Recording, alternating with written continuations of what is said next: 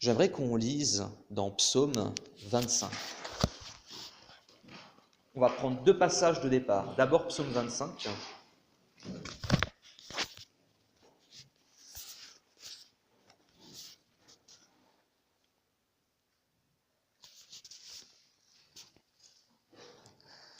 Psaume 25, verset 14.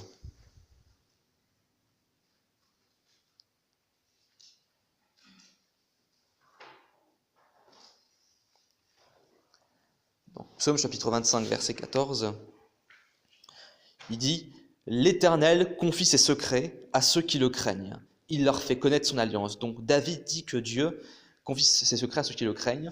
Dans d'autres traductions, c'est marqué que Dieu est ami de ceux qui le craignent. Ça revient au même, puisque lorsque vous êtes amis proches, vous vous confiez des secrets. Le terme hébreu utilisé, c'est saoz, qui est une amitié intime. Pas juste une amitié, genre la camaraderie, les potes, tout ça, mais vraiment l'amitié profonde, l'amitié intime, se dire des secrets. Je veux aussi qu'on lise dans l'Exode, chapitre 33. Ce sera notre deuxième passage de base. Exode, chapitre 33.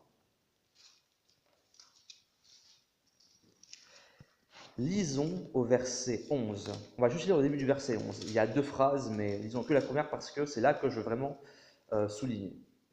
C'est là ce que je veux souligner, pardon. L'Éternel parlait avec Moïse face à face, comme un homme parle à son ami. C'est marqué que donc, Dieu et Moïse se parlaient face à face. C'est marqué que Dieu parlait avec Moïse face à face, comme un homme parle à son ami. C'est quelque chose de vraiment mystérieux. Dieu, le créateur du cosmos, celui qui d'un revers de la main pourrait tout détruire et tout reconstruire, il se fait ami de l'homme. Ce n'est pas que Dieu est ami avec tout le monde parce que tous ne le craignent pas, tous ne croient pas en lui, et même parmi ceux qui croient en lui, tous n'ont pas ce respect envers lui malheureusement, ou tous n'ont pas cette amitié envers lui. Disons que l'homme, il a trois choix dans la vie. Soit l'irréligion, donc le fait de ne pas être pieux du tout, soit la religiosité, soit la foi pure. Donc soit l'homme va ne pas croire en Dieu, soit il va avoir sa forme de religion, mais qui ne sera pas forcément la bonne, soit il aura la vraie foi. Et Dieu veut se faire ami de ceux qui croient en lui. Et toutefois dans l'amitié, même si l'amitié, il y en a qui diront que l'amitié ça se fait tout seul, tout ça, et je dis pas que c'est complètement faux. Oui, c'est sûr que l'amitié c'est pas quelque chose qui se force. Néanmoins, dans l'amitié, il y a quand même certains principes qu'on va voir aujourd'hui. On va voir une première partie aujourd'hui et la seconde partie la semaine prochaine, dimanche prochain. Donc la différence entre le saoz, donc l'amitié, le terme hébreu, c'est saoz ou saoz, un truc, je ne me rappelle plus de l'orthographe exacte. La différence entre l'amitié intime et l'amour éros, par exemple, il y en a qui penseront que l'amour éros, l'amour romantique, et l'amour dans un couple, c'est vraiment la forme la plus intime. C'est vrai que tous les deux c'est intime, mais c'est une forme différente. L'amour éros, c'est vraiment les deux personnes qui s'adorent mutuellement, qui se donnent l'une à l'autre. Et je ne dis pas que c'est mauvais, bien sûr. L'homme et la femme qui se donnent l'une à l'autre, l'un à l'autre, c'est normal. Mais l'amitié intime, la différence, c'est que c'est deux personnes qui regardent dans une direction et un point de vue qui sont communs. C'est l'amitié qui fait dire « Ah, toi aussi, tu as vécu ça. Ah, toi aussi, tu aimes ce film. Ah, toi aussi, tu as eu cette expérience avec tes parents. Ah, toi aussi, tu as vécu ça, comme moi. » C'est ce genre d'amitié. Et c'est aussi l'amitié qui se dit des secrets.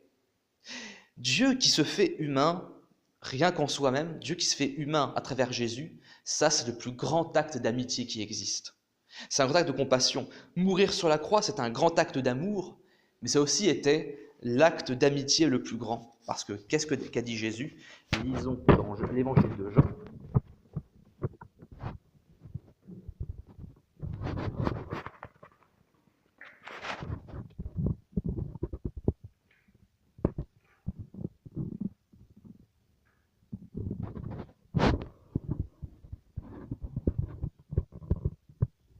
Donc, lisons dans l'évangile de Jean.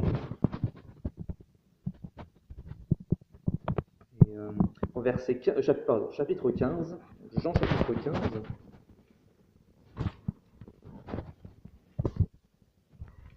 Et lisons versets 13 jusqu'à 15. Il n'y a pas de plus grand amour que de donner votre vie pour vos amis. Vous êtes mes amis si vous faites ce que je vous commande.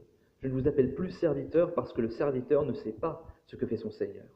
Mais je vous ai appelé amis parce que je vous ai fait connaître tout ce que j'ai appris de mon Père. Amen. Il dit, il n'y a pas de plus grand amour que de donner sa vie pour ses amis. Donc, Jésus qui se donne pour nous, c'est vraiment un grand acte d'amitié, parce qu'il dit que le plus grand amour, c'est de donner sa vie pour ses amis. Ses amis. Donc, il dit aussi à ses disciples, je vous ai fait connaître ces choses, donc vous êtes mes amis. Le serviteur, celui qui est juste serviteur ou mercenaire ou employé, il ne sait pas ce que son maître fait. Mais Jésus dit, puisque je vous ai fait connaître les choses de Dieu, puisque je vous ai fait connaître de manière intime, vous êtes mes amis. Donc, le fait de faire connaître ces choses intimes, quelque part, c'est être vulnérable. Et ce qui est hallucinant, c'est que Dieu, à travers Jésus, s'est fait vulnérable. Dans l'amitié, il y a toujours cette partie de vulnérable. Quand vous êtes de vrais amis, des amis intimes, des amis vraiment jusqu'au fond, vous n'hésitez pas à dire l'un à l'autre ce que vous avez sur le cœur. Enfin, ne vous hésitez pas. Enfin, je veux dire, peut-être que vous pouvez hésiter au début en bégayant éventuellement, parce que il y a des choses qui sont pas toujours faciles à dire. Mais ce que je veux dire par là, c'est que vous ne vous faites pas de secrets. Comment dire, vous ne faites pas de dissimulation. Voilà. Et des amis intimes, donc c'est vulnérable l'un envers l'autre. Et un vrai ami, ce n'est pas quelqu'un qui va prendre l'autre pour ce qu'il donne, mais pour ce qu'il est. Et le Seigneur nous a aimés tels que nous étions, pas à cause de ce que nous lui avons donné. Et il est venu à nous, il s'est fait vulnérable pour nous, il s'est fait ami pour nous.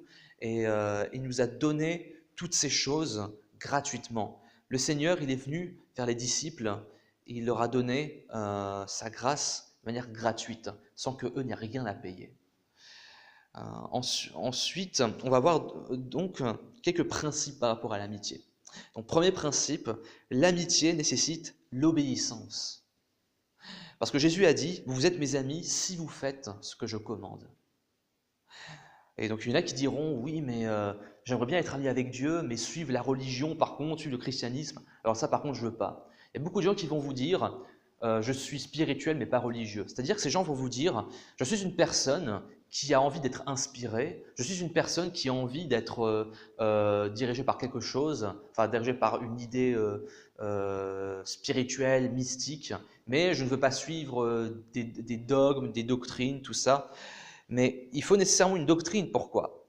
Parce que des amis intimes, et quand je parle d'intimes, c'est vraiment des amis proches. Je ne parle pas de gens qu'on appelle amis, mais avec qui on ne partage pas le quotidien, des gens qui sont juste des amis comme ça, des potes. Je parle vraiment des amis proches. Des amis proches qui passent leur temps tout le temps ensemble, ils s'influencent l'un l'autre.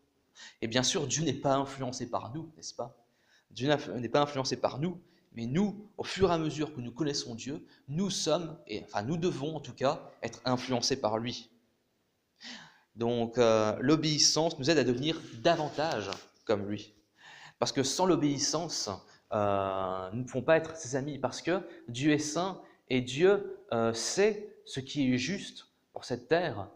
Et donc, d'abord, il est notre Seigneur, mais aussi des amis intimes, donc s'influencent l'un l'autre. Donc Dieu qui n'est pas influencé par nous, si on se rapproche de lui, on va être influencé par lui, on va être influencé par les choses qui lui tiennent à cœur.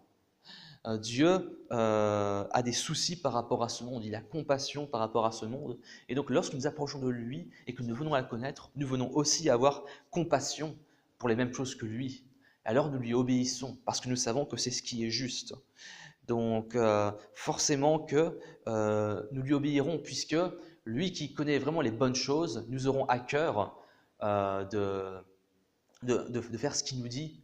Et si vous avez un ami qui vous donne de bons conseils, et que dans votre cœur, vous savez que ce sont de bons conseils, que ce sont les conseils qu'il faut prendre, et bien vous allez l'écouter. Donc combien plus pour Dieu ?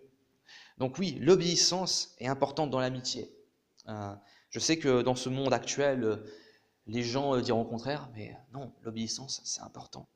L'obéissance nous aide à devenir davantage comme lui. D'un autre côté, il ne faut pas non plus négliger le fait que nous avons accédé à son salut par grâce.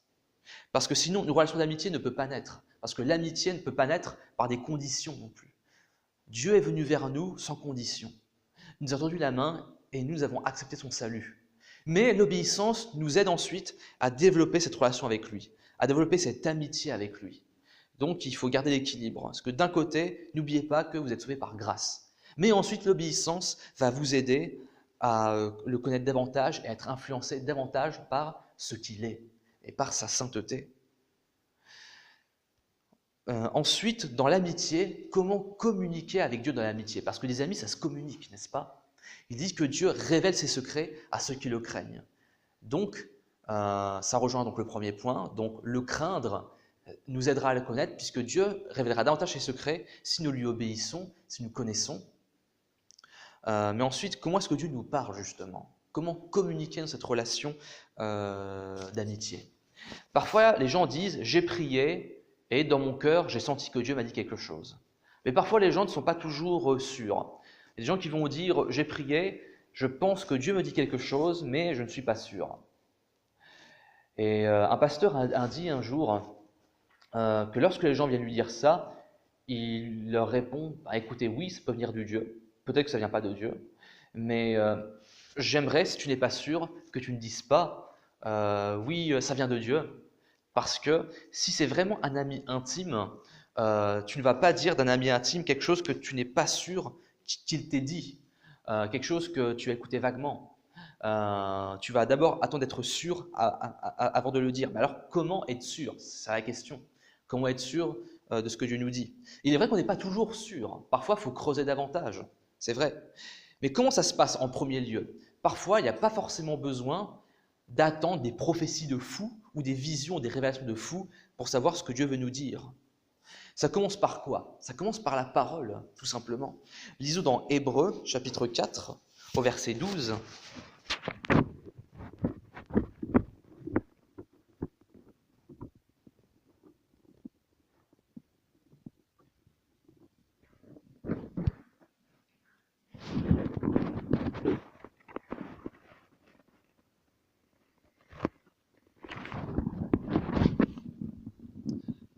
Hébreux chapitre 4, verset 12.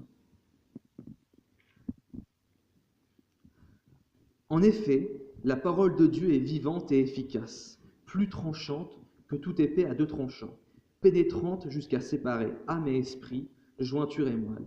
Elle juge les sentiments et les pensées du cœur. Donc c'est marqué, la parole de Dieu est vivante et efficace. Déjà en premier lieu, donc la parole de Dieu, Dieu il parle encore aujourd'hui par sa parole, et les Écritures font autorité.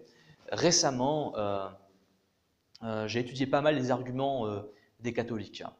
Et les catholiques diront, oui, mais il n'y a pas que les Écritures, il y a aussi la tradition.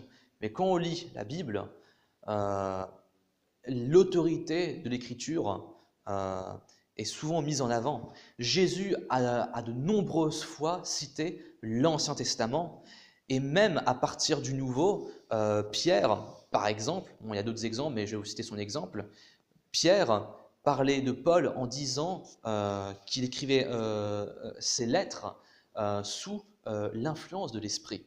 Donc, oui, l'écriture écrite fait autorité. Et oui, bien sûr, il y a des contextes à prendre. Il faut bien sûr toujours voir dans quelle optique il parle. Bien sûr que oui, bien sûr qu'il y a des choses qu'il faut savoir distinguer. Mais Dieu nous parle encore aujourd'hui par sa parole. Donc, c'est important.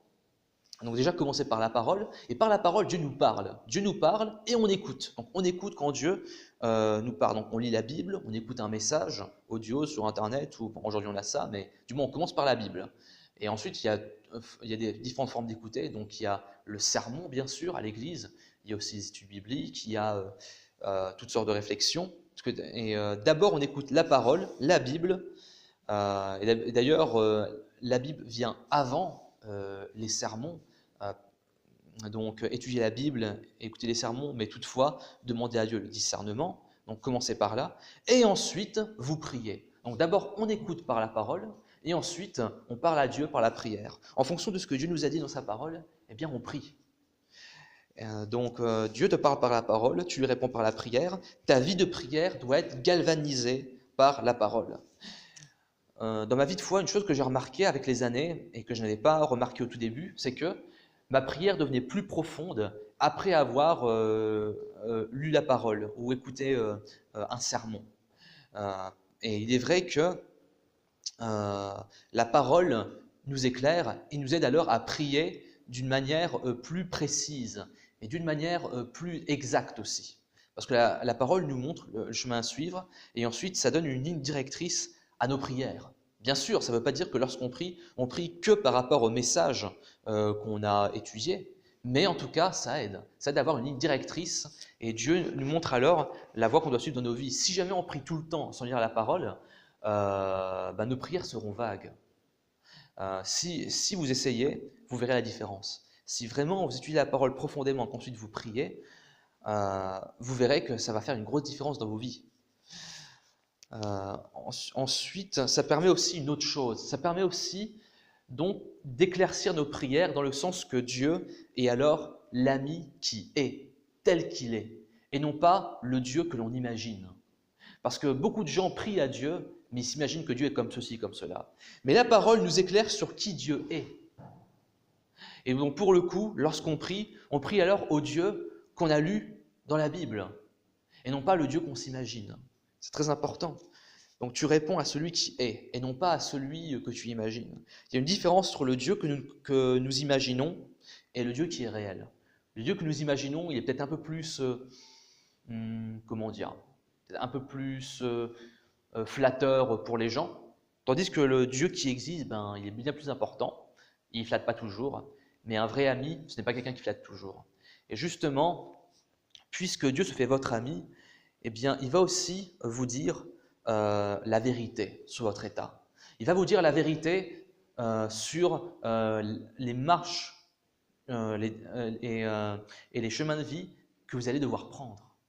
Parce que si Dieu veut votre bien, un vrai ami veut votre bien, parce qu'il va vous dire, par exemple, écoute, c'est pas bon pour toi de te rendre ivre comme ça, c'est pas bon pour toi de te livrer à la débauche, c'est pas bon pour toi d'être feignant. Un vrai ami vous dira ça.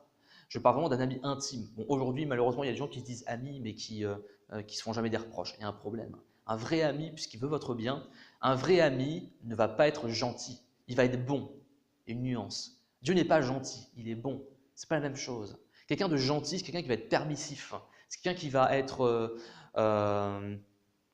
qui va juste laisser les choses faire telles quelles. Tandis que quelqu'un de bon, c'est quelqu'un qui va vous guider selon la justice. C'est quelqu'un qui va, oui, vous guider par amour, mais son amour va faire en sorte qu'il va donc encourager les points forts, mais il va aussi reprendre les points qu'il faut reprendre. Il va recadrer ce qui a recadré. Il va gronder ce qui a grondé aussi. Et Dieu, parce qu'il nous aime, Dieu, parce que c'est un vrai ami, il va nous dire ce qu'il y a à prendre. Et si nous sommes de vrais amis pour Dieu, eh bien nous prendrons à cœur ce qu'il a à nous dire, parce que une amitié, ça repose quand même sur quelque chose de solide. Et bien sûr, des amis, ça ne se ressemble pas forcément à 100%, et c'est sûr qu'on ne sera jamais totalement comme Dieu. Et nous tous sur Terre, nous avons toutes des personnalités différentes. Donc je ne dis pas qu'on va devenir des personnes qui n'ont plus de personnalité, c'est pas ce que je dis. Mais puisqu'on est amis avec Dieu et qu'on est amis avec celui qui sait tout, si on prend vraiment à cœur les choses qu'il sait, eh bien par amitié, nous allons lui obéir. Parce que tout ce que nous faisons fait partie d'un grand plan cosmique. Dieu nous aide dans notre sanctification. Et la sanctification, ça va avoir une influence sur nous, mais aussi sur le reste.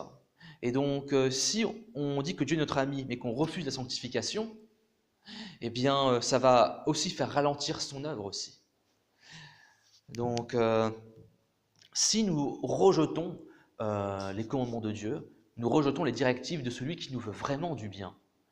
Et aussi, nous négligeons aussi le plan qu'il a pour ce monde, pour nous et pour le plan général aussi. Par conséquent, oui, la vraie amitié, ce n'est pas une amitié laxiste.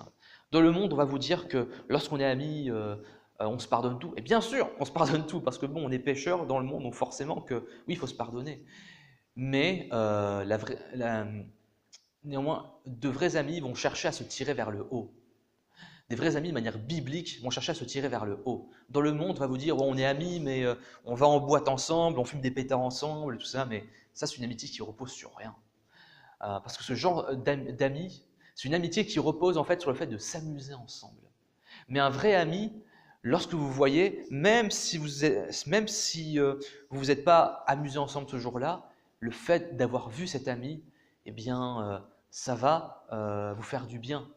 Alors bien sûr, oui, des amis, c'est sûr que des amis, ça va s'amuser ensemble. Bon, en fumant des pétards, c'est sûr, mais des amis qui s'amusent jamais ensemble, il y a un problème. Il y a un équilibre à avoir. Parfois, on s'amuse ensemble, parfois non, mais l'amitié, ce n'est pas quelque chose qui repose sur les choses extérieures. Et donc l'amitié avec Dieu ne va pas se reposer donc sur ce qu'il va vous donner, mais sur ce qu'il est.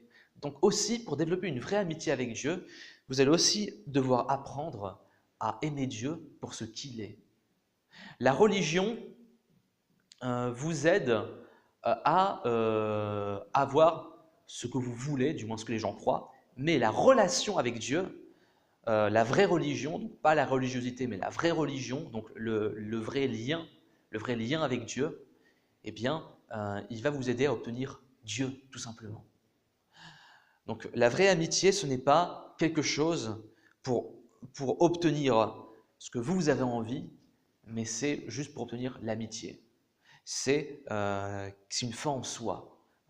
Votre ami, c'est l'amitié, donc c'est donc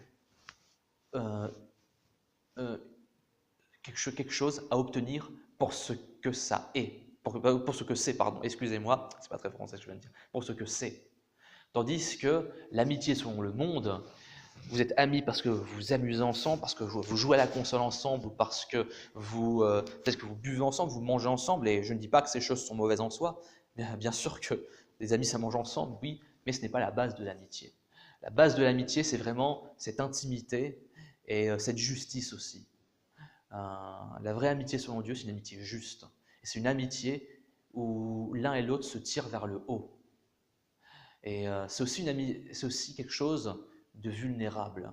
De vrais amis ne vont pas se donner des excuses pour leurs problèmes. Ils vont dire oui, c'est vrai, j'ai ce problème qu'il faut que je règle dans ma vie. Oui, j'ai ce péché qu'il faut que j'apprenne à traiter. Des vrais amis, ça va être vulnérable. Jésus s'est fait vulnérable pour nous.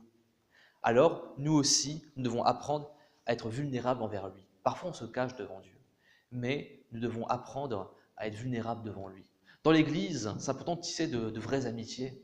C'est important d'avoir au moins un ou deux frères avec qui on est vraiment amis proches. Dans l'Église, tout le monde ne peut pas être ami, puisque bon, forcément, il y a plein de gens, on peut aimer tout le monde, mais on ne peut pas être forcément intime avec tout le monde. Et c'est normal, puisqu'on n'a pas le temps pour connaître tout le monde. Je veux dire, les journées ne font que 24 heures, on travaille, ou alors on étudie, on va à l'école, on va je ne sais, on va au ministère, enfin bref. Donc on n'a pas le temps de toujours connaître tout le monde. Mais c'est important d'avoir au moins une ou deux personnes avec qui on est amis. L'amitié, c'est important. C'est important à l'Église parce que Dieu lui-même, c'est un Dieu d'amitié. Lorsque vous regardez Dieu, on dit que Dieu, il est Père, Fils, Saint-Esprit. Donc Dieu, c'est pas juste une personne. Dieu, c'est Dieu. Mais Dieu, dans Dieu, il y a donc le Père qui aime le Fils, qui lui-même aime le Père, et le Saint-Esprit qui est donc celui qui prend du Père. Donc il y a cette relation constante. Ce qui fait que Dieu, c'est un Dieu où donc l'amour et l'amitié sont déjà inclus dedans. Ce n'est pas que Dieu a de l'amour ou de l'amitié, c'est que Dieu lui-même est l'amour, Dieu lui-même est l'amitié. Il est comme ça. Et par conséquent, c'est aussi pour ça qu'il nous a créés. Parce que l'amitié ne peut être faite seule, donc il nous a créés, et c'est ça qui est fou et qui donne beaucoup de mal aux autres religions, c'est que Dieu se fait ami de l'être humain. Dans les autres religions, Dieu il est loin. Alors pour les musulmans, ça c'est vraiment inconcevable d'avoir Dieu qui se fait ami, ou Dieu qui se fait vulnérable à travers Jésus. C'est fou, n'est-ce pas? C'est inconcevable pour eux. mais c'est la réalité du Dieu que nous connaissons. C'est la réalité du Dieu de la Bible. Dieu nous a créés parce qu'il voulait avoir une relation avec nous. Et c'est pour ça que dans notre être, nous avons ce besoin d'avoir des amis. Le fait de vouloir des amis, ce n'est pas le résultat de la chute. Ce n'est pas le résultat de quelque chose de péché. C'est parce que c'est comme ça. Dans le jardin d'Éden, lorsque Dieu avait créé Adam, il a dit « il n'est pas bon que l'homme soit seul ». Et il a dit dès le début « je vais donc lui créer une aide semblable ». Donc ça inclut la femme, bien sûr, mais c'est aussi pour toutes sortes de relations. Dieu a fait l'être humain pour qu'il ne soit pas seul. Oui, il y a des gens qui ont un caractère plutôt solitaire, dans le sens qu'ils ont besoin parfois de se replier, mais il y a un moment où ils doivent sortir. Bien sûr, il y a des gens qui sont plus dans le repli pour mieux aller vers les autres ensuite, tandis qu'il y a des gens qui tirent leur force d'être d'abord avec les autres. Mais dans tous les cas, nous avons besoin de l'autre. Et Dieu, souvent, il ne va pas utiliser toujours des prophéties à gogo pour nous parler.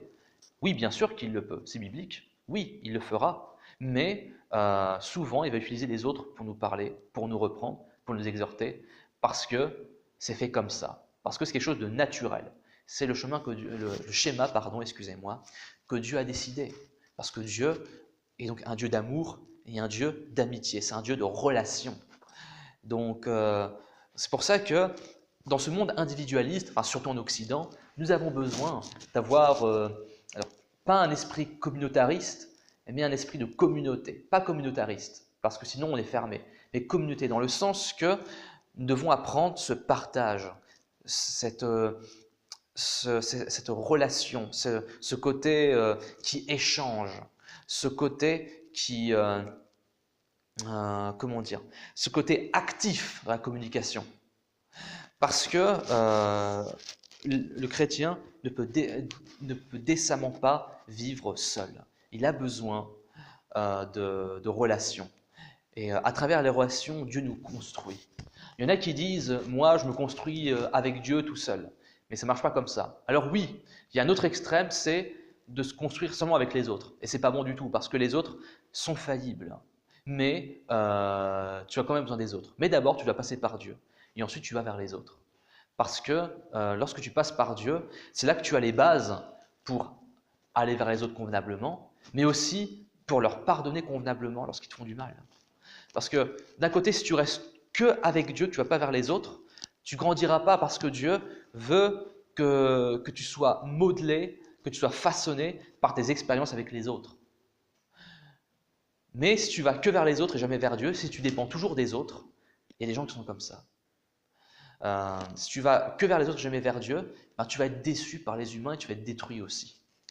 Je connais des gens qui dépendent trop des autres. Je connais des gens qui dépendent trop des autres chrétiens. Parce que déjà, ils ont une mauvaise conception de Dieu. Ils pensent que Dieu, c'est le Dieu qui va leur donner ceci, qui va leur donner cela, avant d'être le Dieu qui est, le Dieu que nous devons apprendre à connaître pour ce qu'il est. Alors, ils vont aller vers les autres en quête de solutions. Mais du coup, vu qu'ils attendent des autres les choses qu'ils n'ont pas reçues de Dieu, eh bien, ils vont être déçus aussi. Ça part d'une mauvaise conception de l'amitié. L'amitié, ce n'est donc pas pour obtenir ce que l'autre donne, mais juste pour obtenir l'autre, obtenir ce qu'il est, sa présence, pour obtenir Dieu. Donc lorsque nous prions, oui, nous pouvons prier pour ce que nous avons besoin, mais si nous sommes vraiment amis avec Dieu, dans ce cas-là, nous n'allons pas prier juste pour obtenir des choses qu'on veut obtenir de Dieu, mais nous allons prier pour le fait d'être avec Dieu, tout simplement. Une relation avec Dieu, lorsqu'on prie, ce n'est pas juste « Seigneur, aide-moi dans ceci, aide-moi dans cela ». Oui, il y a ça, bien sûr qu'on peut. Jésus a dit « Donne-nous notre pain quotidien ». Donc oui, il faut prier pour nos besoins, mais nous devons aussi apprendre à parler à Dieu comme un ami. C'est marqué que Dieu parle avec Moïse comme un homme parle à son ami. C'est fou, n'est-ce pas ? Ça veut dire qu'il y a ce côté intime. Donc, est-ce que moi, je suis ami de Dieu alors ? Parce que Dieu se fait ami envers moi. Est-ce que moi, je suis ami de Dieu ? Et est-ce que Dieu peut me considérer comme une personne à qui il peut révéler les secrets ? Dieu révèle ses secrets à ceux qui sont proches de lui. On disait que Jean, c'était l'apôtre le plus proche du Seigneur. Et quand on regarde le livre de l'Apocalypse, ce sont des révélations de fou que Jésus a données à Jean. Et donc dans notre relation avec Dieu, lorsque nous prions, donc pour revenir à ce sujet de lorsqu'on prie que Dieu nous donne des révélations, comment être sûr que ça vient de Dieu? Alors déjà, pour commencer, tu vas déjà commencer par donc écouter la parole. Ensuite, tu vas répondre à Dieu par la prière, par rapport au message. Et dans ton obéissance, Dieu, il va te révéler des choses. Et là, tu sauras que ça vient de Dieu. Peut-être qu'au départ, tu hésiteras, mais plus tu prieras et plus tu continueras dans l'obéissance, plus Dieu va te montrer de manière claire que telle chose est à faire ou à accepter ou à rejeter. Mais en tout cas, la révélation que Dieu te fera sera plus claire. Donc, pour avoir des révélations claires de Dieu, pour avoir une amitié claire avec Dieu, ça commence de manière très simple. D'abord par la parole et par l'obéissance à la parole. Et au fur et à mesure, Dieu te révélera des choses. Donc, je nous souhaite développer une amitié saine avec Dieu, développer une amitié vraiment profonde avec Dieu, qui est basée donc sur l'obéissance et sur le fait de connaître Dieu pour ce qu'il est, et sur le fait aussi d'être vulnérable nous-mêmes envers Dieu. Parce que justement, dans notre désobéissance, on ne veut pas être vulnérable envers Dieu. Parce qu'on sait que dans notre cœur, il y a des choses qu'on n'ose pas révéler à Dieu, qu'on n'ose pas remettre à Dieu, donc du coup, on se cache. Mais Dieu, il voit tout. Donc, nous devons apprendre à tout remettre à Dieu et être vulnérable. Donc je nous souhaite d'avoir cette vulnérabilité. Dieu s'est fait vulnérable envers nous. Il a déjà fait ses preuves. Jésus il a déjà fait ses preuves. De vrais amis, on dit qu'ils font leurs preuves l'un envers l'autre, mais Jésus, il a déjà fait sa part. Il a déjà fait ses preuves. Maintenant, c'est à toi, donc, de te donner à Dieu, d'être vulnérable envers lui. Donc je nous souhaite développer ce genre d'amitié envers Dieu. On va prier. Père, je te remercie pour ce message. Je demande, Seigneur, de nous aider à être des amis pour toi. Je prie, Seigneur, pour que nous puissions être des personnes qui te connaîtront pour ce que tu es et non pour ce que nous essayons d'obtenir de toi. Père, aide-nous à être ce genre de personnes qui prend notre joie d'être dans ta présence et pas seulement pour ce que tu nous donnes. Donne-nous développer cette vraie amitié. Père, je te rends grâce pour cette chose merveilleuse de ce que nous pouvons être amis avec toi, qui est le Seigneur de l'univers. Au nom de Jésus, j'ai prié. Amen.